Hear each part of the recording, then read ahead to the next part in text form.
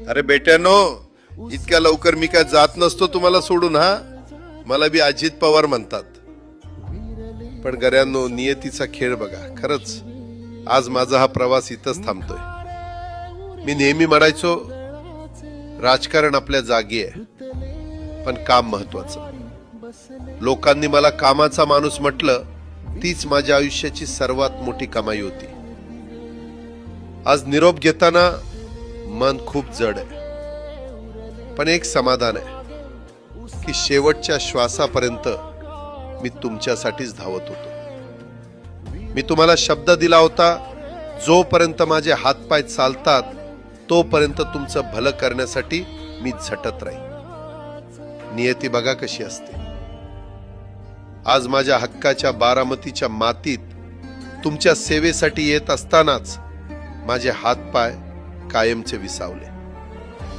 पण मला अभिमान वाटतोय की मी रिकाम्या हाताने नाही, तर तुमच्या कामाची फाईल छातीशी धरूनच या जगाचा निरोप घेतोय. शेवटच्या क्षणीही माझ्या डोळ्यासमोर फक्त तुमचा चेहरा होता. माझा स्वभाव थोडा रोखठोक होता.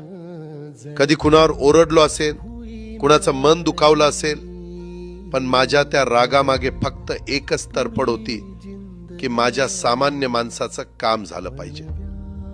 सत्तेसाठी नाही, तर तुमच्या हक्कासाठी मी नेहमीच दादा म्हणून उभा राहिलो.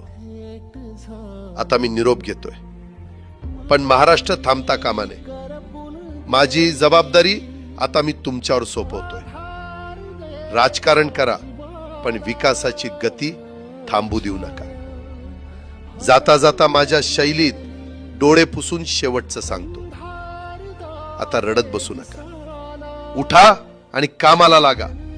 माझा महाराष्ट्र आपल्याला अजून खूप पुढे न्यायचा आहे. तुमचाच कामाचा माणूस अजितदादा पवार. सुटले धागे उरले माग उसा